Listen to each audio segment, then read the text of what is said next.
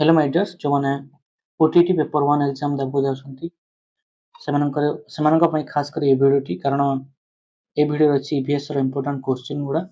First question हला हम राज्य रे क्यों श्रेणी रो क्यों श्रेणी पर्यंत विज्ञान और सामाजिक विज्ञान को एक समन्वित पाठ्यक्रम परिवेश विज्ञान भाव रे रखा जायछि। ए ऑप्शन दैछि तृतीय और चतुर्थ, बी चतुर्थ और पंचम, सी द्वितीय रु चतुर्थ, डी तृतीय रु पंचम। ठीक उत्तर है तृतीय रु पंचम श्रेणी पर कारण ओडिशार प्राथमिक शिक्षा पाठ्यक्रम अनुसार शिशु मानक सेमानकर परिवेश सहित सामग्रिक भाव परिचित कराया तृतीय रु पंचम श्रेणी पर्यंत विज्ञान और सामाजिक विज्ञान को पृथक न रखी कौन कराई परिवेश विज्ञान एकाकी बा एकाठी पढ़ा जाउछि। ठीक उत्तर है डी तृतीय रु पंचम श्रेणी।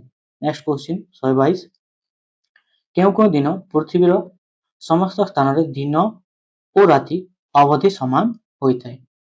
ए जून 21 और सेप्टेम्बर 23, बी डिसेम्बर 22 और मार्च 21, सी सेप्टेम्बर 23 और मार्च 21, डी जून 21 और डिसेम्बर 22। ठीक उत्तर है सी सेप्टेम्बर 23 और मार्च 21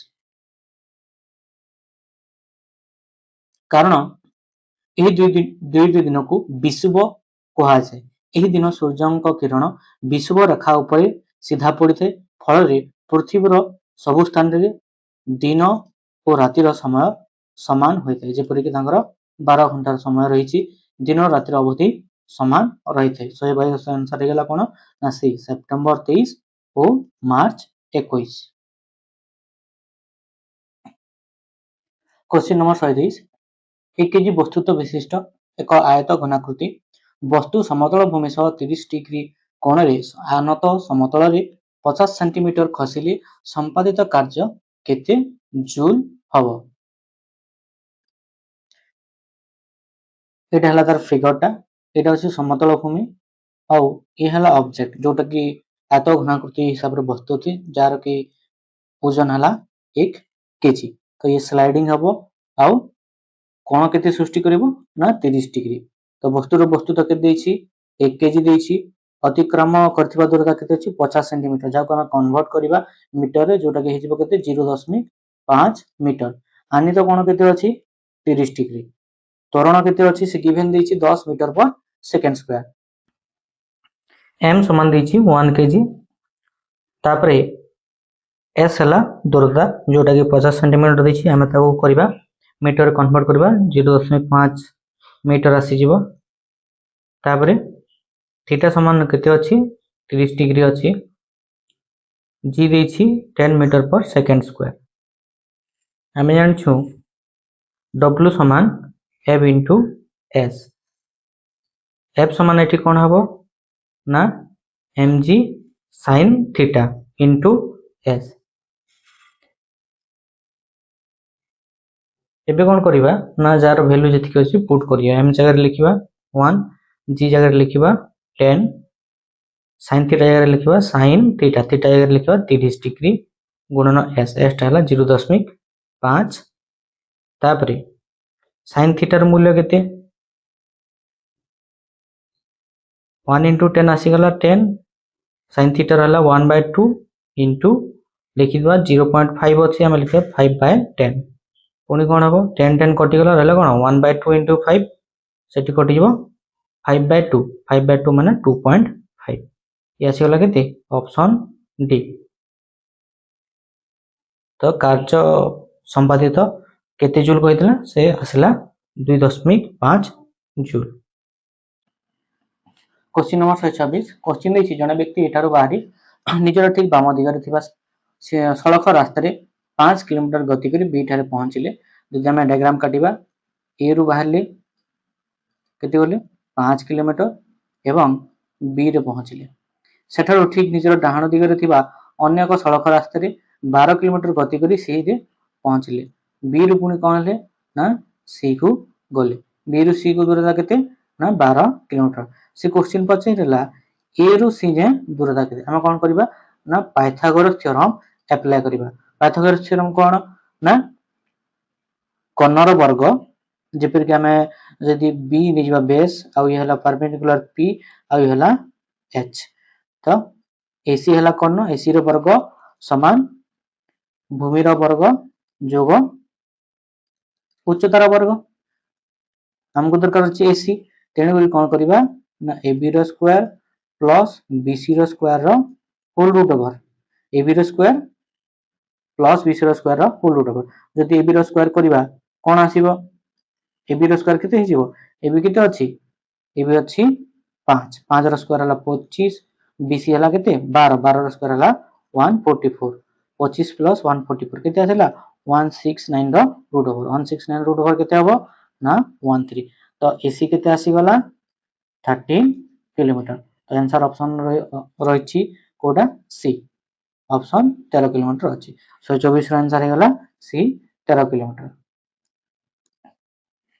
नेक्स्ट क्वेश्चन छात पर व्यवहार करा जाउथबा लोहा चदर उपरे केउटिरो लेप दिया छै aluminium L B S N C Z N D PV ठीक उत्तर हला जेड एन बा आमे जाको जिंक बोली कहउतु सी इज द राइट आंसर कोन पई छात पर व्यवहृत होतबा लोहा चदर गुडी को कलंकी रु रक्षा करिया पई सेतिरे जिंक रो प्रलेप दिया जाय छी यहा माने जो प्रक्रिया रे ताकू दिया जे माने सेटा कोन ना गाल्वानाइज कहा छै ए प्रक्रिया कोन कहा छै ना गाल्वानाइज प्रक्रिया कहा छै त सपोजिशन आंसर हे गला कोन ना जिंक क्वेश्चन नंबर 124 एक पदार्थर तीनोटी स्टेटमेंट देछि हमें ताकू देखि कि हमें आंसर करबा एक पदार्थर गलनांक एवं तरलांक एका अटे एक पदार्थर स्फुटनांक एवं हिमांक एका अटे एक पदार्थर गलनर उत्पाद एवं तरलनर उत्पाद एका अटे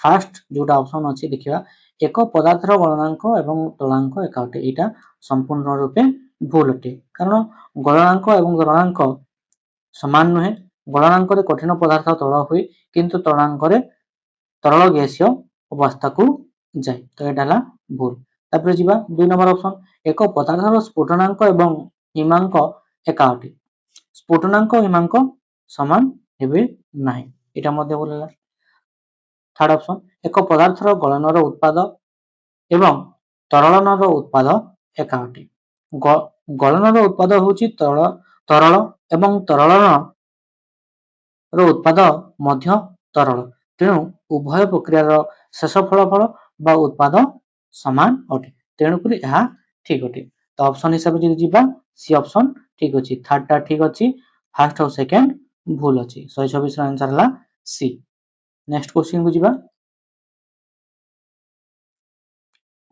क्वेश्चन नंबर 127 तळे तीनोटी युक्ति दिया जायछि फर्स्ट दैछि परिवेश परिसंस्था को नै गठित परिवेश उभय जैविक एवं सामाजिक उत्पादन गुडी को नै गठित 3 नंबर हला परिवेश उभय सामाजिक एवं प्राकृतिक उत्पादन गुडी को नै गठित उपरोक्त मध्यरु कोटा ठीक होबा को ऑप्शन ठीक होबा कोटा भूल होबा जदि हमें एनालिसिस करिया परिवेश परिसंस्था को नै गठित यह भूल होते कारण परिसंस्था परिवेश रो एक अंश मात्र गोटे पार्ट तेणु करी यह भूल होते 2 नंबर ऑप्शन परिवेश उभय जैविक एवं सामाजिक उपादान गुडी को नै गठित एटा मध्ये भूल कारण यह केवल जैविक और सामाजिक उपादान कथा कहूची प्राकृतिक और भौतिक उपादान कथा से छाड़ी दोची तेणु करी यह भूल होते तापरे 3 नंबर ऑप्शन परिवेश उभय सामाजिक एवं प्राकृतिक उपादान गुडी को नै गठित यह ठीक अछि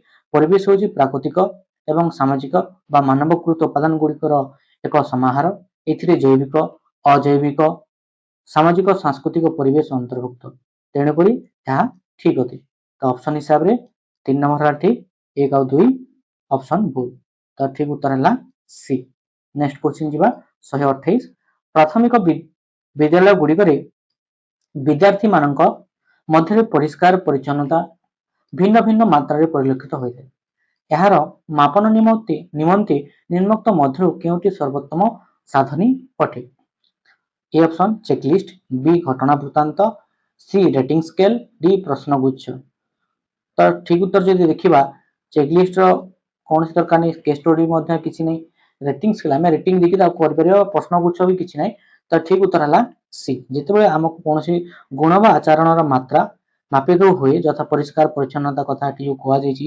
ସେତେବେଳେ ରେଟିଂ ସ୍କେଲ ହେଉଛି ସବୁଠାରୁ ଉପଯୁକ୍ତ ସାଧନ। ଏହା ଦ୍ୱାରା ଆମେ କଣ କରିବା ନା ଉତ୍ତମ ମଧ୍ୟମ ସନ୍ତୋଷଜନକ ଭଳି ବିଭିନ୍ନ ସ୍ତର ମାପ କରିପାରିବା। ତ ଠିକ ଉତ୍ତର ହେଲା ସି ରେଟିଂ ସ୍କେଲ। ଚେକଲିଷ୍ଟ କଥା ଯୋଉ ଏଠି ଅଛି ଚେକଲିଷ୍ଟଟା କଣ ହୁଏ ନା କେବଳ କୌଣସି ଜିନିଷ ଅଛି ନା ନାହିଁ ତାହା ଜାଣିବା ପାଇଁ ବ୍ୟବହୃତ ହୋଇଥାଏ। ଆଉ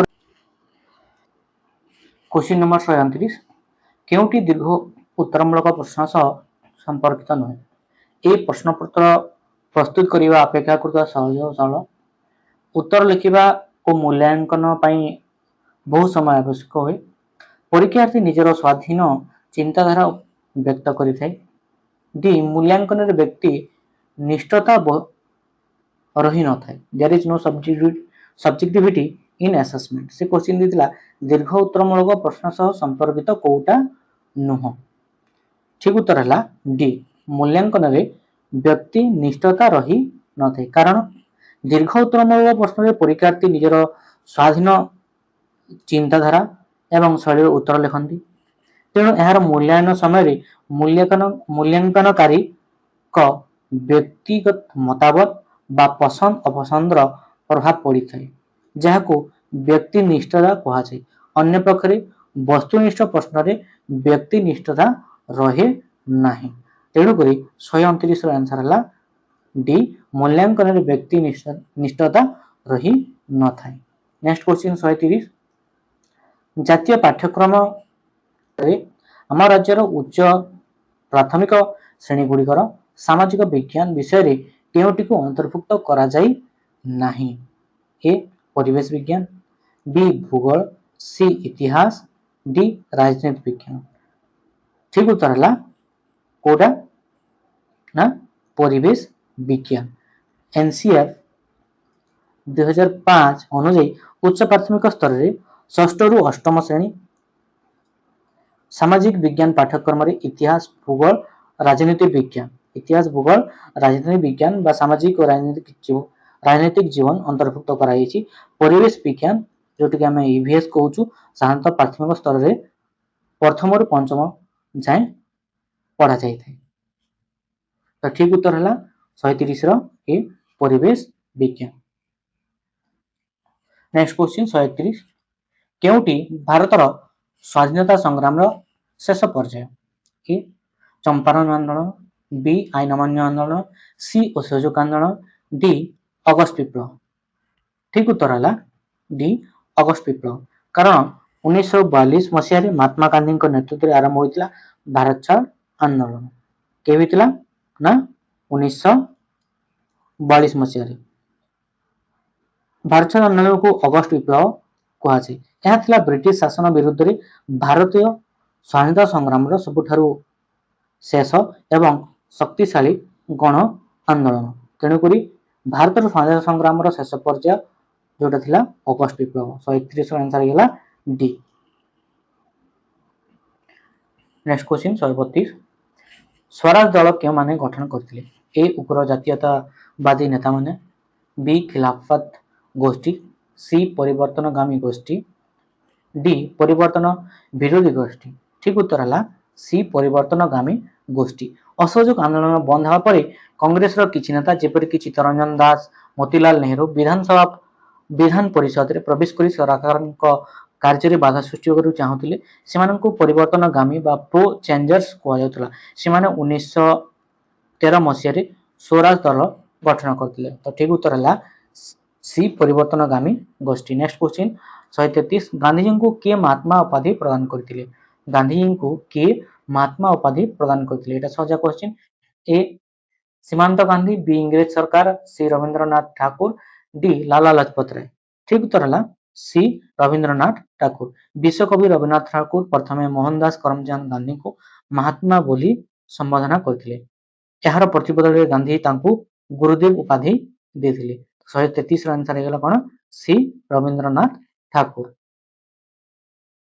नेक्स्ट क्वेश्चन 134 अर्थ बिल संसद रे आगत हेबा आगरु कहार अनुमति आवश्यक? ए बाचस्पति, बी प्रधानमंत्री, सी राष्ट्रपति, डी उपराष्ट्रपति। ଠିକ ଉତ୍ତର ହେଲା ସି ରାଷ୍ଟ୍ରପତି। ଭାରତୀୟ ସମ୍ବିଧାନ ଅନୁଯାୟୀ କୌଣସି ଅର୍ଥ ବିଲ୍ କେବଳ ଲୋକସଭାରେ ଆଗତ କରାଯାଇ ପାରିବ ଏବଂ ଏହା ପୂର୍ବରୁ ରାଷ୍ଟ୍ରପତିଙ୍କ ସୁପାରିଶ ବା ଅନୁମତି ନେବା ବାଧ୍ୟତାମୂଳକ। ତେଣୁକରି 134 ଆନ୍ସର ଯଦି କ୍ୱେଶ୍ଚିନ୍ ଥିଲା ଅର୍ଥ ବିଲ୍ ସଂସଦରେ ଆଗତ ହେବା ପାଇଁ ଆଗରୁ କାହାର ଅନୁମତି ଆବଶ୍ୟକ? ଉତ୍ତର ହେଲା ରାଷ୍ଟ୍ରପତି। Option C. କ୍ୱେଶ୍ଚିନ୍ ନମ୍ବର 135 ନିଜ ରାୟର ପୁନର୍ବିଚାର କ୍ଷମତା କେଉଁ ନ୍ୟାୟାଳୟ ରହିଛି? ଏ ଉଚ୍ଚତମ ନ୍ୟାୟାଳୟ, ବି ଉଚ୍ଚ ନ୍ୟାୟାଳୟ, ସି ଜିଲ୍ଲା ଜଜ୍ କୋର୍ଟ, ଡି ସବ୍ ଜଜ୍ କୋର୍ଟ। ଠିକ ଉତ୍ତର ହେଲା ଉଚ୍ଚତମ ନ୍ୟାୟାଳୟ। ଭାରତୀୟ ସମ୍ବିଧାନର ଅନୁଚ୍ଛେଦ 137 ଅନୁଯାୟୀ ଉଚ୍ଚତମ ନ୍ୟାୟାଳୟକୁ ନିଜ ଦ୍ୱାରା ପ୍ରଦତ୍ତ କୌଣସି ରାୟ ବା ଆଦେଶର ପୁନର୍ବିଚାର କରିବାର କ୍ଷମତା ଦିଆଯାଇଛି। ଯଦି କୌଣସି ନୂତନ ପ୍ରମାଣ ମିଳେ ବା ପୂର୍ବ ରାୟରେ କିଛି ତ୍ରୁଟି ପରିଲକ୍ଷିତ ହୁଏ ତେବେ କୋର୍ଟ ଏହାକୁ ପରିବର୍ତ୍ତନ କରିପାରନ୍ତି। କିଏ ପରିବର୍ତ୍ତନ କରିପାରନ୍ତି? ତାଙ୍କର କାହାର କ୍ଷମତା ଅଛି? ନା ଉଚ୍ଚତମ ନ୍ୟାୟାଳୟର କ୍ଷମତା ଅଛି। 135 ଆନ୍ସର ହେଲା ଏ। ନେକ୍ସଟ କ୍ୱେଶ୍ଚିନ୍ 136 କେଉଁ ନଦୀ ଉପତ୍ୟକା ଦ୍ୱାରା ଦକ୍ଷିଣ ଭାରତ ମାଳଭୂମି ଦୁଇ ଭାଗରେ ବିଭକ୍ତ ହୋଇଛି? ଠିକ ଉତ୍ତର ହେଲା ବି ନର୍ମଦା ନଦୀ। ନର୍ମଦା ନଦୀ ଉପତ୍ୟକା ଭାରତୀୟ ମାଳଭୂମିକୁ ମୁଖ୍ୟତଃ ଦୁଇ ଅଂଶରେ ବିଭକ୍ତ କରିଛି। ଏହାର ଉତ୍ତର ଭାଗରେ କ'ଣ ଅଛି? ନା ସେଣ୍ଟ୍ରାଲ ହାଇଲ୍ୟାଣ୍ଡ ଯାହାକୁ କେନ୍ଦ୍ରୀୟ ମାଳଭୂମି ଏବଂ ଦକ୍ଷିଣ ଭାଗରେ କ'ଣ ଅଛି? ନା ଦାକ୍ଷିଣାତ୍ୟ ମାଳଭୂମି। ଏହାକୁ କିଏ ଦୁଇ ଭାଗରେ ବିଭକ୍ତ କରିଛି? ନର୍ମଦା ନଦୀ। କେଉଁ ନଦୀ ଉପତ୍ୟକା ଦ୍ୱାରା ଦକ୍ଷିଣ ଭାରତ ମାଳଭୂମି ଦୁଇ ଭାଗରେ ବିଭକ୍ତ ହୋଇଛି? ଉତ୍ତର ହେଲା ବି ନର୍ମଦା ନଦୀ। ନେକ୍ସଟ କ୍ୱେଶ୍ଚିନ୍ କୁ ଯିବା 137 ମୁଖ୍ୟତଃ କେଉଁ କାରକ ପାଇଁ ଦିଲ୍ଲୀର ତାପ ବ୍ୟବଧାନ ଚେନ୍ନାଇ ଅପେକ୍ଷା ଅଧିକ ହୋଇଥାଏ? ଏ ଆଖ୍ୟାଂଶ, ବି ଉଚ୍ଚତା, ସି ସମୁଦ୍ର ଠାରୁ ଦୂରତା, ଡି ହିମାଳୟ ଠାରୁ ଦୂରତା। ଠିକ ଉତ୍ତର ହେଲା ସି ସମୁଦ୍ର ଠାରୁ ଦୂରତା। ଚେନ୍ନାଇ ସମୁଦ୍ର ଉପକୂଳରେ ଅବସ୍ଥିତ ହୋଇଥିବାରୁ ସେଠାରେ ସାମୁଦ୍ରିକ ବାୟୁର ପ୍ରଭାବ ରହିଥାଏ ଯାହାଫଳରେ ସେଠାକାର ତାପମାତ୍ରା ପ୍ରାୟତଃ ସମାନ ରହେ। କିନ୍ତୁ ଦିଲ୍ଲୀରେ ସମୁଦ୍ର ଠାରୁ ବହୁତ ଦୂରରେ ଥିବାରୁ ଦିଲ୍ଲୀ ସମୁଦ୍ର ବହୁତ ଦୂରରେ ଥିବାରୁ ଏଠାରେ ସମୁଦ୍ରର ପ୍ରଭାବ ରହେ ନାହିଁ। ଏଣୁ ଏଠାରେ ଖରାଦିନେ ଅତ୍ୟଧିକ ଗରମ ଏବଂ ଶୀତଦିନେ ଅତ୍ୟଧିକ ଶୀତ ହୋଇଥାଏ ଯାହାଦ୍ୱାରା ତାପମାତ୍ରାର ବ୍ୟବଧାନ ଅଧିକ ହୁଏ। ତ ତେଣୁକରି 137 ଯୋଉଟାକି ଥିଲା କି କେଉଁ କାରକ ପାଇଁ ଦିଲ୍ଲୀର ତାପ ବ୍ୟବଧାନ ଚେନ୍ନାଇ ଅପେକ୍ଷା ଅଧିକ ରହିଥାଏ? ଉତ୍ତର ହେଲା ସମୁଦ୍ର ଠାରୁ ଦୂରତା। Option she is right answer. Question number 138 ବୃଷ୍ଟିପାତ ଦୃଷ୍ଟିକୋଣରୁ ମହାବଳେଶ୍ୱର, ପୁନେ, ମାଙ୍ଗାଲୋର ଡ୍ୟାକ୍ସ। ଏ ବେଙ୍ଗାଲୁରୁ, ବି କାରୱାଡ, ସି କୋଚି, ଡି ପାନାଜୀ। ଠିକ ଉତ୍ତର ହେଲା ଏ ବେଙ୍ଗାଲୁରୁ। ମହାବଳେଶ୍ୱର ପଶ୍ଚିମ ଘାଟ ପର୍ବତମାଳାର ପଶ୍ଚିମ ପାର୍ଶ୍ୱରେ ଅବସ୍ଥିତ ହୋଇଥିବାରୁ ଏଠାରେ ପ୍ରବଳ ବୃଷ୍ଟିପାତ ହୁଏ କିନ୍ତୁ ପୁନେ ପର୍ବତର ପୂର୍ବ ପାର୍ଶ୍ୱରେ ଅର୍ଥାତ୍ ବୃଷ୍ଟିଛାୟା ଅଞ୍ଚଳରେ ଅବସ୍ଥିତ ଥିବାରୁ ଏଠାରେ ବହୁତ କମ ବୃଷ୍ଟିପାତ ହୁଏ। ସେହିଭଳି ମାଙ୍ଗାଲୋର ଉପକୂଳବର୍ତ୍ତୀ ଅଞ୍ଚଳରେ ପ୍ରବଳ ବର୍ଷା ହେଉଥିବା ବେଳେ ଏହାର ପୂର୍ବ ପାର୍ଶ୍ୱରେ ଥିବା ବାଙ୍ଗାଲୋରରେ ବୃଷ୍ଟିଛାୟା ଅଞ୍ଚଳ ତେଣୁକରି ଏଠାରେ କମ ବର୍ଷା ହୋଇଥାଏ। ତ ଠିକ ଉତ୍ତର ହେଲା ମାଙ୍ଗାଲୋରର ବେଙ୍ଗାଲୁରୁ। 138 ର ଏ। ନେକ୍ସଟ କ୍ୱେଶ୍ଚିନ୍ 139 ଚମ୍ବଲ ନଦୀରେ କେଉଁ ନଦୀବନ୍ଧ ଯୋଜନା ରହିଅଛି?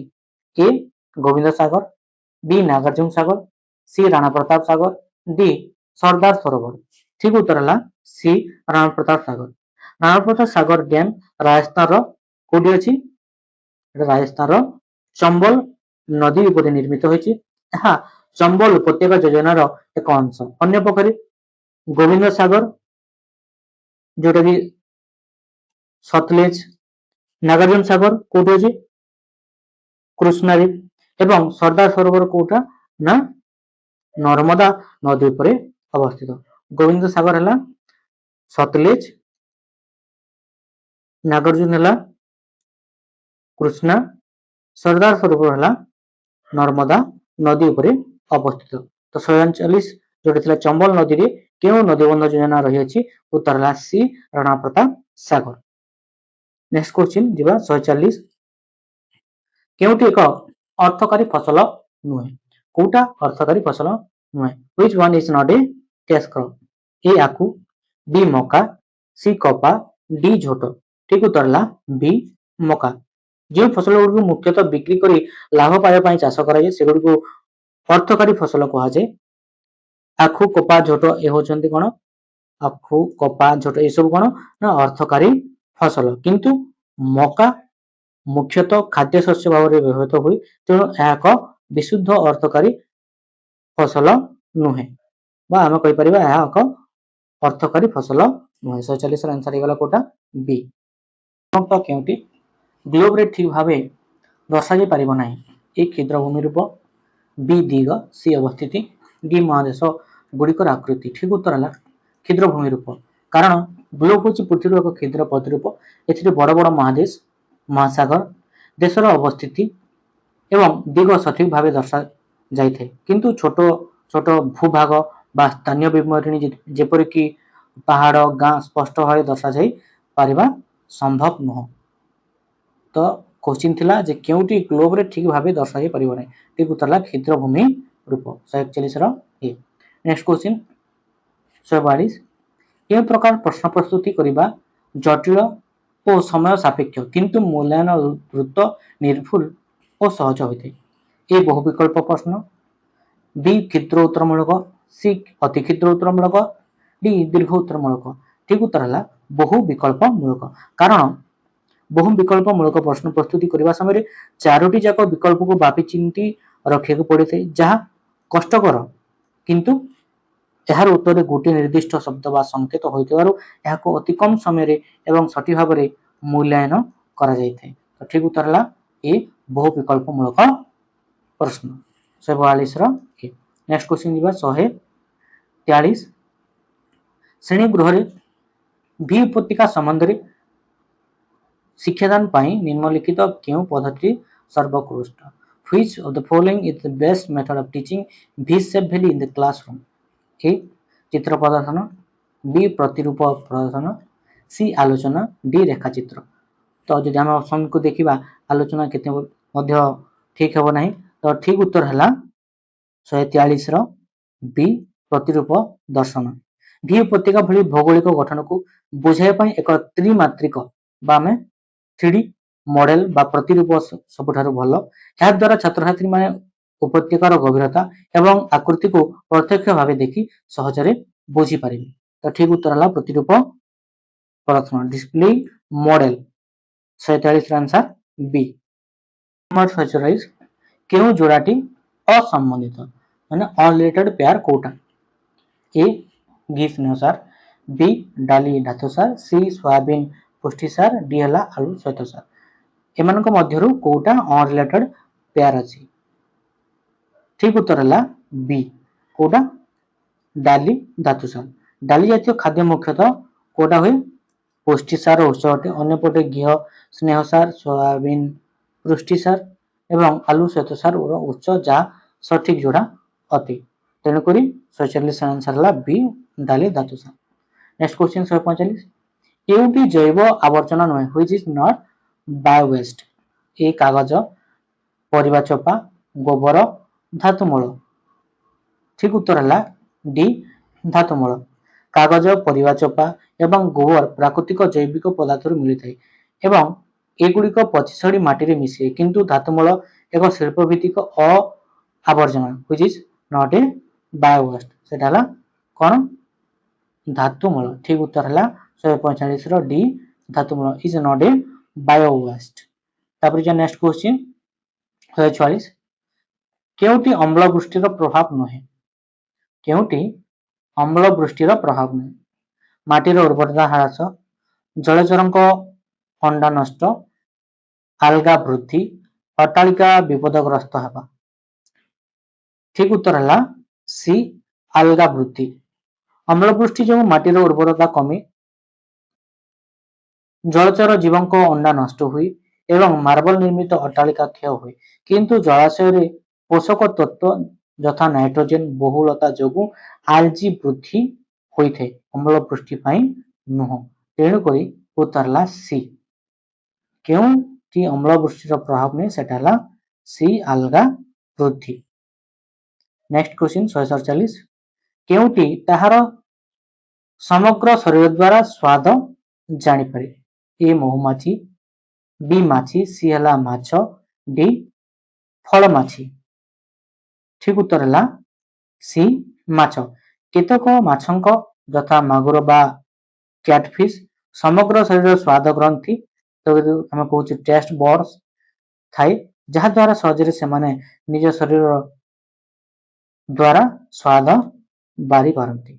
ତ 147 ଆନ୍ସର ହେଲା ସି ମାଛ। କ୍ୱେଶ୍ଚିନ୍ ନମ୍ବର 148 ଉକ୍ତି ଗୁଡ଼ିକୁ ପଢ଼ି ଠିକ ଠିକ ସୂଚାଅ। ତିନୋଟି ଷ୍ଟେଟମେଣ୍ଟ ଦେଇଛି। ଫାର୍ଷ୍ଟ ହେଲା ଉଦ୍ଭିଦ ଉତ୍ସେଦନ ଦ୍ୱାରା ଜଳୀୟ ବାଷ୍ପ ବାୟୁମଣ୍ଡଳକୁ ନିଷ୍କାସିତ କରେ। 2 ନମ୍ବର ହେଲା ଝୁଣା ଏକ ଉଦ୍ଭିଦଜ ପଦାର୍ଥ। 3 ନମ୍ବର ଅପୁଷ୍ପକ ଉଦ୍ଭିଦରେ ମଞ୍ଜି ଦ୍ୱାରା ବଂଶ ବିସ୍ତାର ହୁଏ। ଅପସନ ଯଦି ଦେଖିବା ଉଦ୍ଭିଦ ଉତ୍ସେଦନ ଦ୍ୱାରା ଜଳୀୟ ବାଷ୍ପ ବାୟୁମଣ୍ଡଳକୁ ନିଷ୍କାସିତ କରେ, ଏ ଉକ୍ତିଟି ଠିକ ଅଛି, କାରଣ ଗଛମାନେ ସେମାନଙ୍କର ପତ୍ରରେ ଥିବା ସ୍ତମ୍ଭ ବା ଷ୍ଟୋମାଟା ମାଧ୍ୟମରେ ବଳକା ଜଳକୁ ବାଷ୍ପ ଆକାରରେ ଛାଡ଼ିଥାନ୍ତି। ଫାର୍ଷ୍ଟ ଠିକ ଅଛି। ତାପରେ ଝୁଣା ଏକ ଉଦ୍ଭିଦଜ ପଦାର୍ଥ, ଏ ଉକ୍ତିଟି ମଧ୍ୟ ସଠିକ ଠିକ ଅଛି, କାରଣ ଝୁଣା ବା ରେଜିନ୍ ହେଉଛି କେତେକ ଉଦ୍ଭିଦରୁ ଯଥା ଶାଳ ଗଛ ନିର୍ଗତ ହେଉଥିବା ଏକ ବର୍ଜ୍ୟବସ୍ତୁ। 3 ନମ୍ବର ଅପୁଷ୍ପକ ଉଦ୍ଭିଦରେ ମଞ୍ଜି ଦ୍ୱାରା ବଂଶ ବିସ୍ତାର ହୁଏ, ଏହି ଉକ୍ତିଟି ଭୁଲ ଅଛି। ଅପୁଷ୍ପକ ଉଦ୍ଭିଦ ମାନଙ୍କର ଫୁଲ କିମ୍ବା ମଞ୍ଜି ହୁଏ ନାହିଁ, ସେମାନେ ମୁଖ୍ୟତଃ ରେଣୁ ଦ୍ୱାରା ବଂଶ ବିସ୍ତାର କରିଥାନ୍ତି। ତେଣୁକରି ଠିକ ଉତ୍ତର ହେଲା ଏ, ଯୋଉଟା କି ଫାର୍ଷ୍ଟ ଆଉ ସେକେଣ୍ଡ ଠିକ ଅଛି, କିନ୍ତୁ 3 ନମ୍ବର ଭୁଲ। ତ 148 ଆନ୍ସର ହେଲା A. Next question 149 rickets vitamin D scurvy ସମାଣ୍ଡେକ୍ସ ଏହା କେଉଁ ପ୍ରକାର ପ୍ରଶ୍ନ ନୁହେଁ?